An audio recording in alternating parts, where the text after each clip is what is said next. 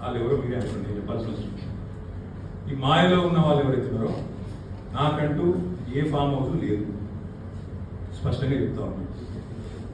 నా మిత్రుడు ఒక ఆయన ఫామ్ హౌస్ ఉంటే నేను లీజ్ మీద తీసుకున్నమాట వాస్తవం, 7 ఏళ్ళ నుంచి లీజ్ మీద ఉన్నమాట వాస్తవం.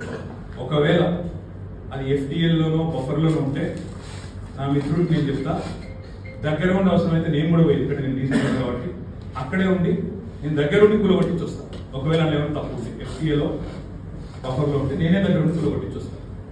కానీ నేను కాంగ్రెస్ ప్రభుత్వం ఒక మాట్లాడుతాం, సరే లేదు తప్పుంటే కూలగొట్టు, నో ప్రాబ్లం, కూలగొట్టండి, దానిలో నష్టమేం లేదు, వెల్కమ్, మంచి జరుగుతున్నప్పుడు అందరం ఆహ్వానించాల్సింది. కానీ నేరుగా అక్కడి నుంచి బయలుదేరి నాతో పాటు రండి మంత్రులు, పెద్ద పెద్ద కాంగ్రెస్ లీడర్లు, ఎఫ్టీఎల్లలో బఫర్లలో పెట్టిన రాజభవనాలు నేను కూడా తీసుకొని మీ అందరూ కలిసిపోతుంది, నాతో పాటు మీరు కూడా రండి మీడియా, నేను దగ్గర నుండి తీసుకొని పోతాను. నిన్న మొన్నటి నుంచి నేను కూడా చూస్తా ఉన్నా సోషల్ మీడియాలో ఎట్లా బ్రహ్మాండంగా జూమ్లు పెట్టి మరీ తీసినాను, గూగుల్ ఎర్త్తో అది గూగుల్ మ్యాప్స్ ఏందో కానీ చాలా చక్కగా పెద్ద పెద్ద కాంగ్రెస్ నాయకులు పేరు చెప్పంటారా, రెవెన్యూ మంత్రి గారు పొంగులేటి శ్రీనివాసరెడ్డి గారు, తర్వాత కేవీపీ రామచంద్రరావు గారు, ఆ తర్వాత పట్నం మహేందర్ రెడ్డి గారు ఎఫ్టీఎల్లో, తర్వాత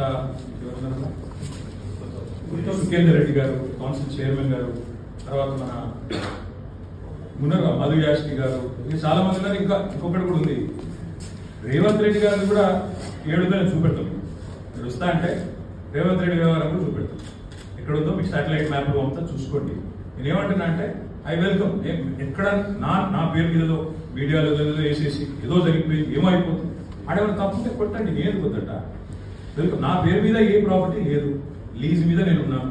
మా ఫ్రెండ్ నాకు తిట్టుకుంటాడు కావచ్చు, ఈ మాట చెప్పినందుకు, ఇంతెందుకు మాట్లాడేవారు ఆయన అనుకోని జీవితాంతం తిట్టాడు కావచ్చు, పర్వాలేదు.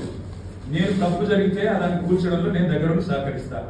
ఆడికెళ్ళి అట్లే కలిసిపోదాం, అదే హైడ్రానో అమీబానో ఉంది దాన్ని తీసుకొని ఆడికెళ్ళి పోదాం. పోయి సీదా మనం పొంగులేటి శ్రీనివాసరెడ్డి గారితో మొదలు పెడదాం. మంత్రి గారు కదా, వాళ్ళ తమ్ముడు కూడా అక్కడే ఉన్నాడు ఎఫ్టీఎల్లో.